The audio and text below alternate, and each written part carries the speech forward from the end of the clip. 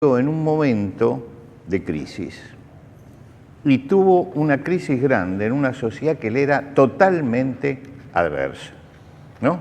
Vamos a suponer que esa sociedad hubiera tenido paredes como esta. Estas son ladrillos de máquina, así que no serían como esto, ¿no? Los ladrillos. Pero vamos a suponer que fuera esta, y que en aquel tiempo se hubieran puesto grafitis, ¿no es cierto? ¿Qué dirían los grafitis en ese momento? Perdón, vamos a empezar entonces por la lectura. Dice, Elías, Santiago 5:17, era hombre sujeto a pasiones semejantes a las nuestras. Y oró fervientemente para que no lloviese, y no llovió sobre la tierra por 3 años y 6 meses. Lo que vamos a pensar hoy es Elías, y durante todo el curso Elías era un hombre sujeto a pasiones semejantes a las nuestras. Vamos a partir de esa base, de que vamos a mirar a una persona que es como somos nosotros, tal cual somos nosotros, ¿no? Ahora, imagínense el tiempo de Elías, hubieran colocado un grafiti así, el pueblo. Muere Elías. Usted sabe que cuando se llega a los grafitis insultantes es cuando una sociedad ya no tiene capacidad de diálogo. Entonces se llega a eso. Algunas veces tuve que hacer pintar la parte de adelante porque pasé a la mañana y veo que los anarquistas pusieron ni Dios, ni amo, ni esto, ni lo otro en blanco sobre esa lonja morada que tenemos ahí afuera. Bueno, inmediatamente se la pinta. Pero ellos no vinieron a hablar a ver qué enseñamos o qué enseñan las iglesias o si son todas las iglesias iguales, directamente vinieron y pintaron. Si ustedes se fijan acá a la vuelta, pusieron una imagen de la Virgen María con el pañuelo del aborto cruzándole la cara. Está todavía allí, ¿no? Quiere decir que hay gente que se expresa en esta forma y hay gente que no sabe ni conversar, ni dialogar, ni entender, ni nada. ¿Qué significa esto? Que las sociedades que buscan esta forma es porque se han transformado en sociedades caníbales, donde al otro hay que destruirlo. La sociedad de Elías se puede definir el clima social con esto. Si en una pared podía aparecer esto. Una sociedad en decadencia, inflada de soberbia, que ya entendía que al que no pensaba como yo, lo tenía que destruir.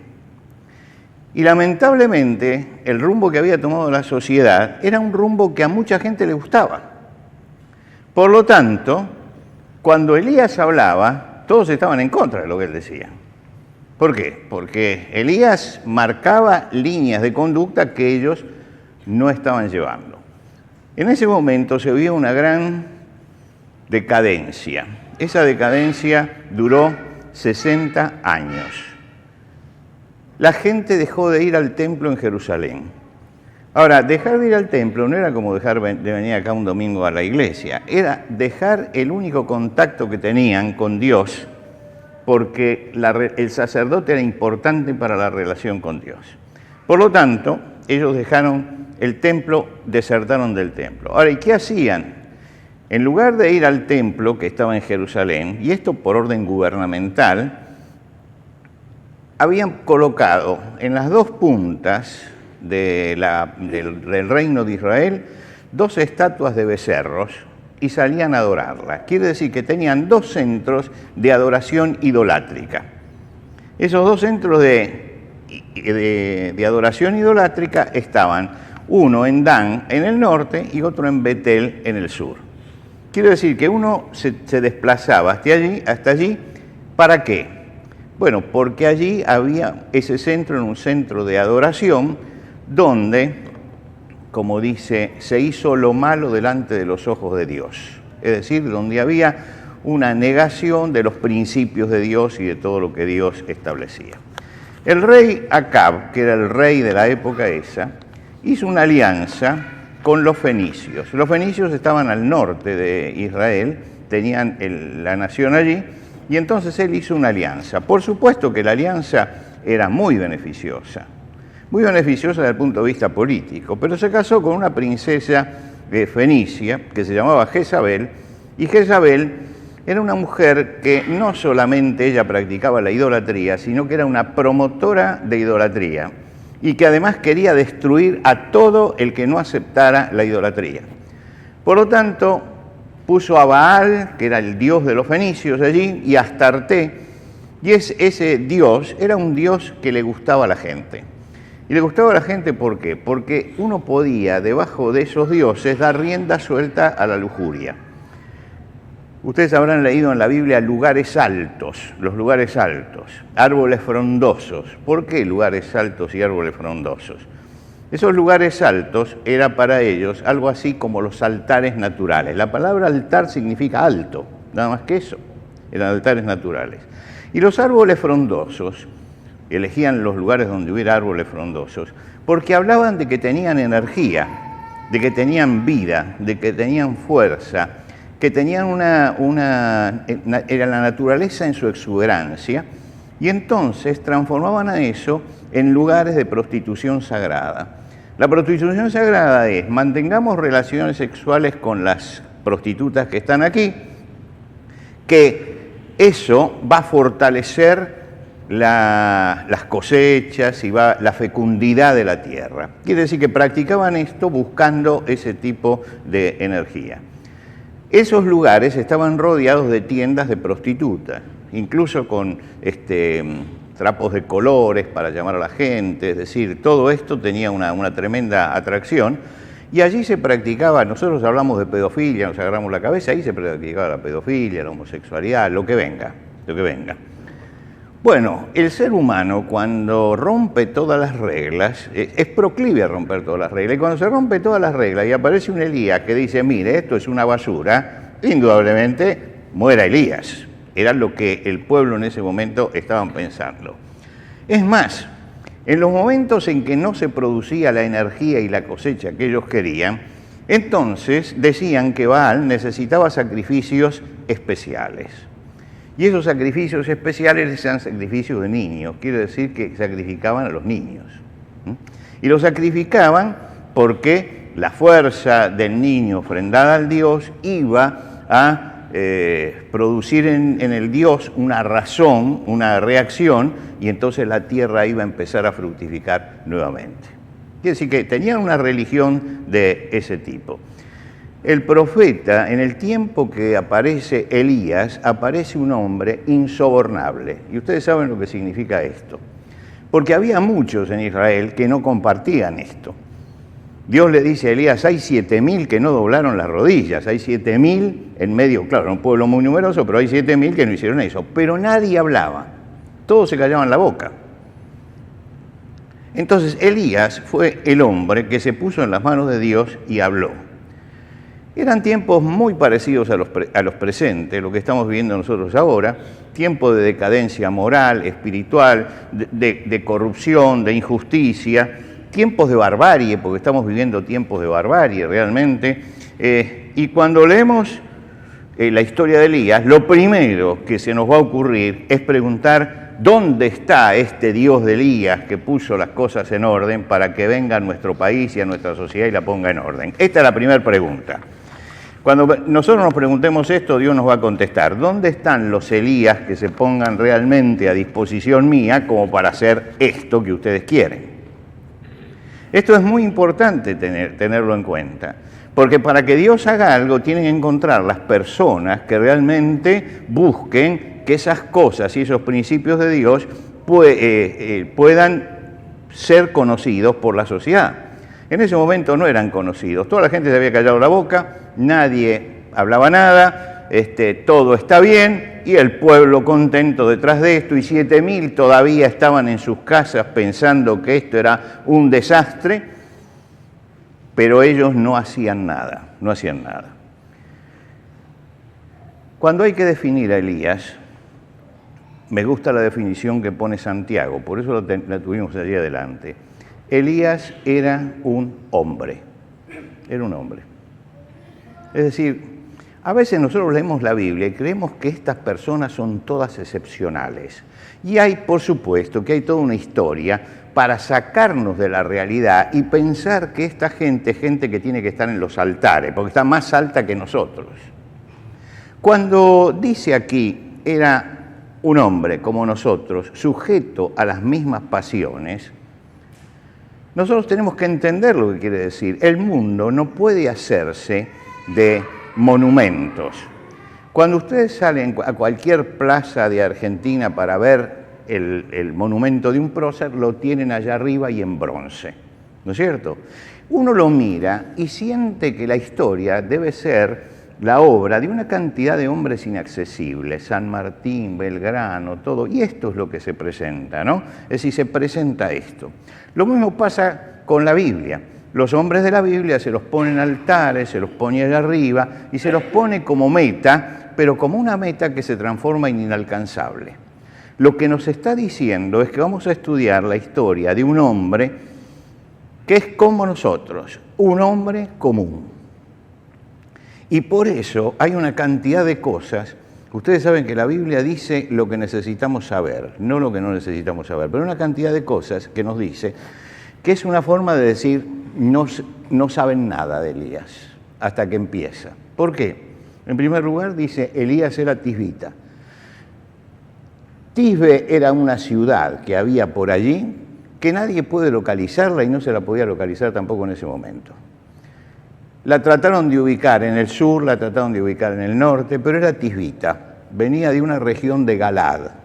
Es lo único que sabemos. Lo que quiere decir que no es como otras personas de la Biblia que sabemos dónde nació. Ese no sabemos. ¿De qué tribu de Israel era? Tampoco. No se sabe. No se sabe. ¿Quién era la familia de Elías? No se sabe. Tenía esposa, tenía hijos, seguramente lo único que sabemos es que tendría padres. Pero no sabemos nada acerca de la familia. ¿Cuál es su historia espiritual? Es decir, fue formado en un hogar piadoso, que le enseñó la palabra de Dios desde chico. Se acercó por la fe a la mayoría de edad, por una crisis que tuvo. Participó de la corrupción en algún momento y después se hastió y se dio cuenta que había que volver a Dios. Tuvo un llamamiento especial. No se sabe. Estas son todas conjeturas. Uno no puede contestar estas preguntas. Es imposible contestarlas. Uno dice, Moisés, sí, Moisés llegó porque vio a Dios en la zarza. Isaías tuvo una visión. Pablo en el camino a Damasco. Y Elías, nada, es un hombre como nosotros. ¿Alguno de ustedes lo llamó Dios en la zarza? ¿No? ¿Tuvo alguna visión especial? ¿Se cayó del caballo en el camino a Damasco? No. Bueno, es como yo entonces. Es decir, está muy cerca. Pero nos dice algo, por eso la palabra tan clara de Santiago. Era un hombre. Y vamos a estudiar un hombre. Y un hombre sujeto a pasiones, como todos nosotros. ¿Qué quiere decir esto de sujeto a pasiones? Bueno, no, los santos no pueden tener pasiones. No, todos tuvieron pasiones. Todos tuvieron pasiones. Usted dice, bueno, el apóstol Pablo tenía sus luchas, como tiene usted y como tengo yo, todos los días. Pero no solamente eso. Las luchas las tenían todos los apóstoles. Bueno, usted dice, pero algunos apóstoles se ve que tienen cierta tendencia, como Pedro, pero otros no. Si a usted yo le digo esta noche que la Virgen María tenía tentaciones, usted se agarra la cabeza, porque hemos llevado todo esto a un limbo que los hace inaccesibles. La realidad es que se habla de gente como nosotros, Entonces tenemos que bajar a esa visión, que fue la visión primera de los cristianos, lo estamos viendo en el curso, que cuando pintaban a los hombres de la Biblia, los pintaban como ellos. Los pintaban sin aureola. Después le pusieron aureola. Después llegaron los renacentistas y los hicieron ideales. Y dejaron de ser hombres reales. La Biblia nos habla de hombres reales y él es un hombre como nosotros. Fue usado por Dios en una situación extrema, no porque fuera un hombre excepcional, porque tenía pasiones. Y pasiones significa sufrimiento o emoción pasiva o activa, porque la palabra pasión, de donde viene patología, ¿no es cierto?, habla de enfermedad, de sufrimiento. Quiere decir que él tenía deseos, que él tenía tentaciones, que él tenía angustias, que tenía turbación, que a veces estaba exaltado, que a veces estaba deprimido, y lo vamos a ver cómo se deprime. Y ahí lo vamos a ver también como en algún momento se exalta, ¿no? Y usted dice, usted lo ve allí como un héroe, y después da vuelta a la página de la Biblia y lo ve, pero hecho un trapo. ¿Por qué? Porque es un hombre sujeto a todos los vaivenes de lo que es la raza humana, deprimido a veces, desanimado, huyendo a Horeb. Y usted lo encuentra en esa situación. Y lo van a encontrar exaltado y eufórico, corriendo delante del carro de acá para llegar primero a Samaria. Todo eso aparece en la vida de él. Era un hombre común como todos nosotros. No tenía ni un buen apellido, ni venía de una buena familia, porque no sabemos eso.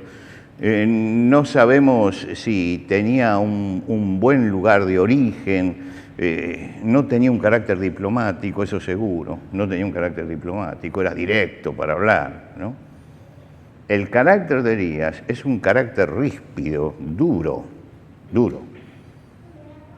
Cuando Eliseo sale detrás de él, porque quiere seguirlo, porque se da cuenta que él puede seguir el trabajo de Elías, se da vuelta y le dice, ¿y qué tenés que ver conmigo? Y ustedes leen y parece que siempre lo está echando. Siempre lo está echando.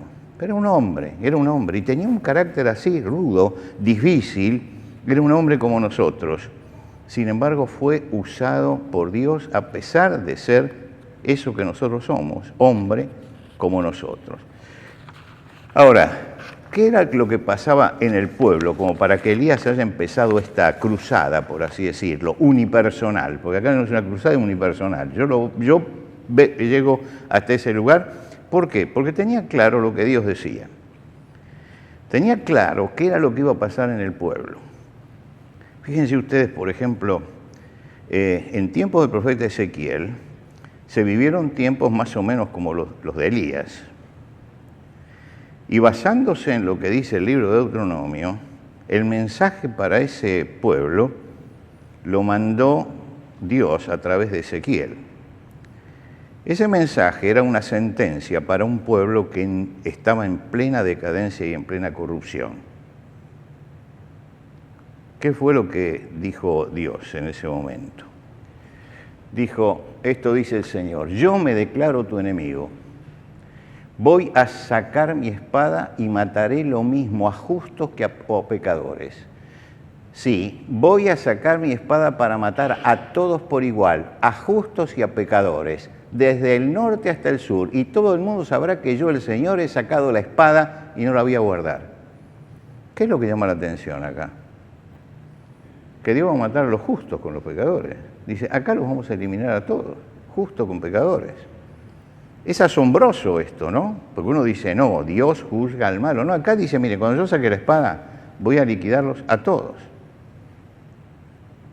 Ustedes se acuerdan que Abraham hizo esta pregunta y le preguntó a Dios, ¿vas a destruir a los inocentes junto con los culpables? Tal vez haya 50 personas inocentes en la ciudad de Sodoma, ¿no?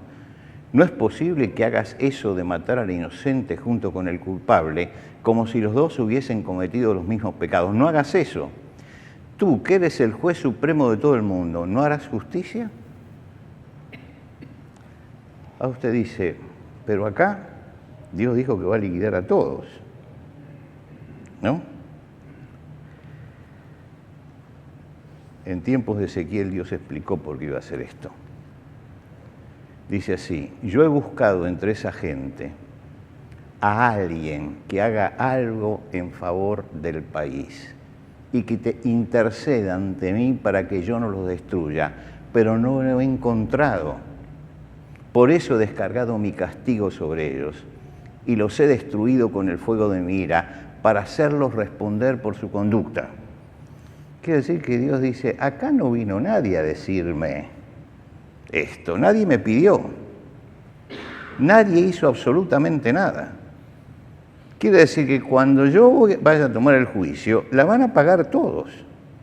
Porque yo buscaba a alguien, fíjese, yo he buscado entre esa gente a alguien que haga algo en favor de ese país, a alguien que haga algo y que interceda ante mí para que yo lo destruya. Dios está diciendo, los hombres tienen que ser una valla entre el juicio de Dios y la sociedad de su tiempo. Y tienen que ser una valla, ¿por qué? Porque tienen que rogar por lo que está pasando y tienen además que hablar a tiempo. Después Dios hará lo suyo. Pero cada uno de nosotros tiene el compromiso de hacer eso.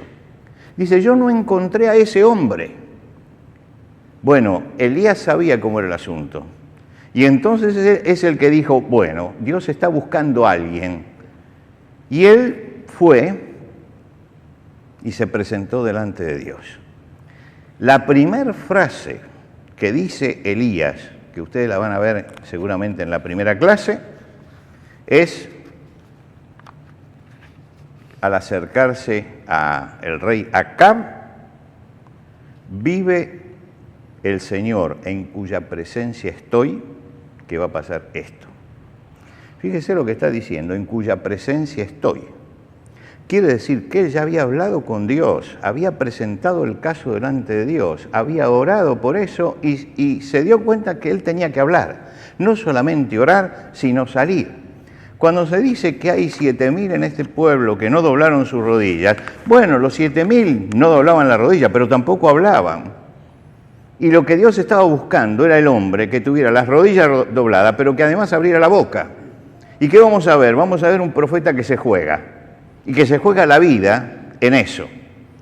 Y se juega la vida, ¿por qué? Porque la verdad hay que decirla en cualquier momento.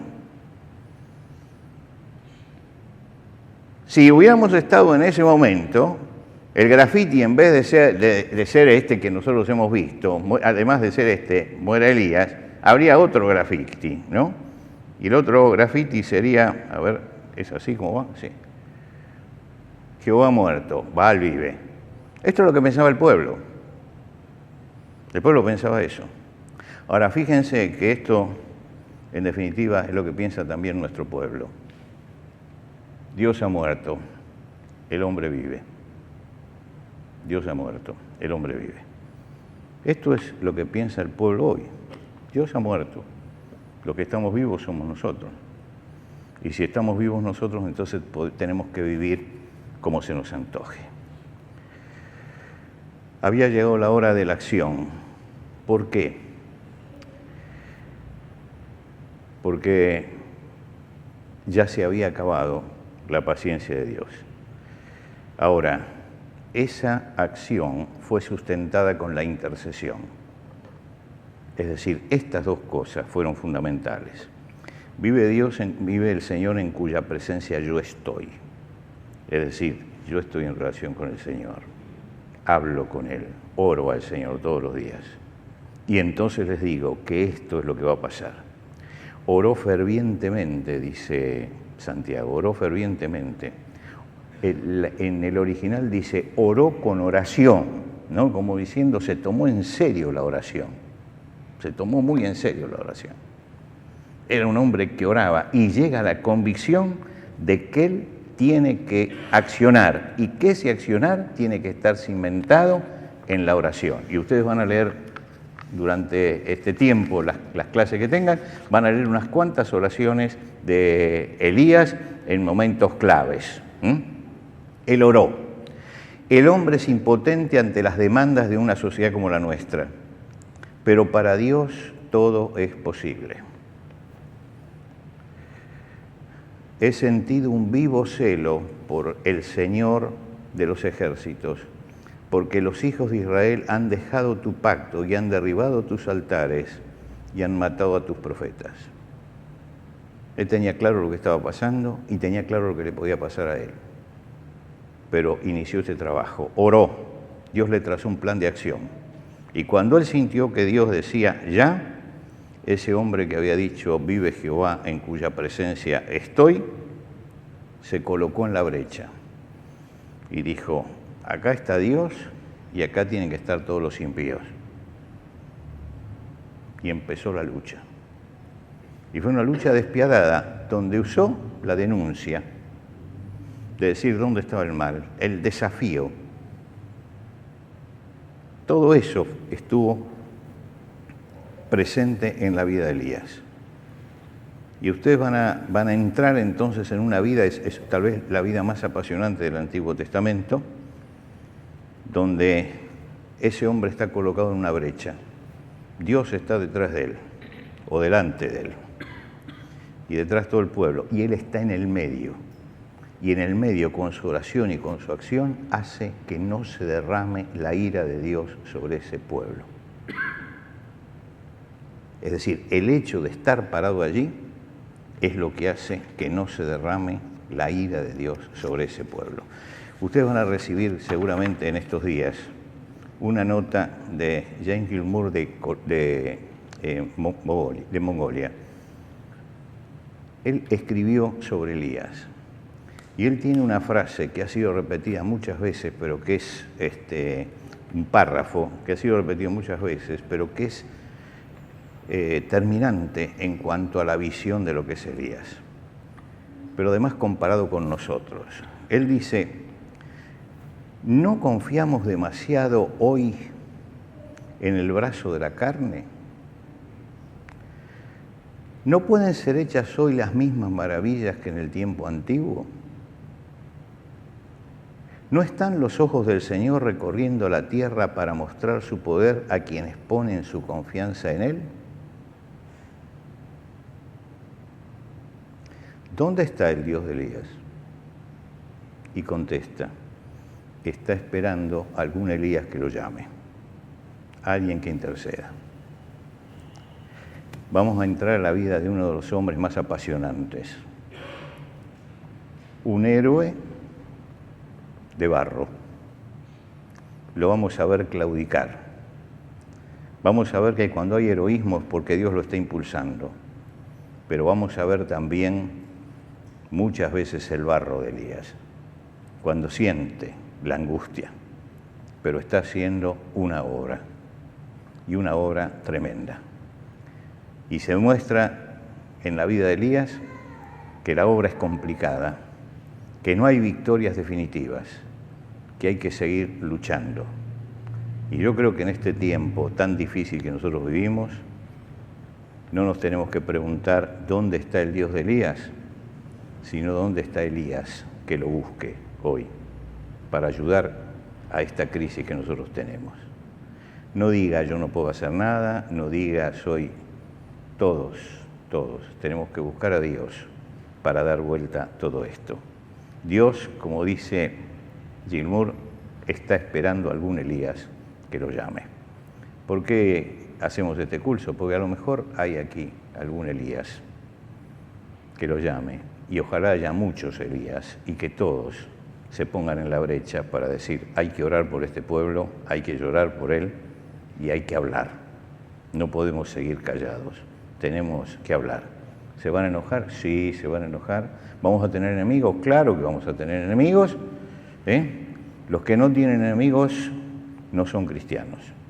El cristiano siempre va a tener enemigos. No se olvide que Jesucristo tuvo muchísimos enemigos, siempre. Porque el que dice la verdad siempre se gana la enemistad de alguno. Yo me acuerdo cuando escribía en el diario, finalmente lo lograron, ¿no? Pero iban al director a pedirle mi cabeza, que me echara. Yo no trabajaba allí porque no cobraba nada. Y él decía: no, me interesa que hasta que, bueno, ya vino de muy, muy arriba el hecho de que me tenían que silenciar, y entonces ahí tuve que dejar. Pero mientras tanto seguí diciendo lo que tenía que decir. Y yo sabía que venían, como decía, andan pidiendo su cabeza, andan pidiendo su cabeza. Acá en ¿cómo es el Consejo Deliberante y todo eso? Andan pidiendo su cabeza. Déjelo que pidan la cabeza. La última vez que hicimos un desayuno, no, la penúltima vez que hicimos un desayuno de empresarios y profesionales, discutí allí en la puerta con un político y le dije: y yo no soy un corrupto. Digo: pero usted está rodeado de corruptos y no dice nada. Si usted no es corrupto, denuncie la corrupción que tiene alrededor. Bueno, no lo tengo de amigo en este momento, lo tengo de enemigo. Todo el que use la verdad va a tener enemigos, pero no hay que tener miedo. Dios y yo somos siempre mayoría. Nos vamos a poner de pie. Señor, te rogamos que en el transitar de este año podamos responder a la inquietud que tenemos, que recibamos la respuesta tuya, a la inquietud que tenemos frente a la sociedad en la que vivimos, para que nuestro compromiso sea un compromiso verdadero y para que cada uno de nosotros pueda aprender acerca de Elías cuál debe ser el compromiso que hay que tener con el Señor Jesucristo y con su obra en una hora tan difícil como esta.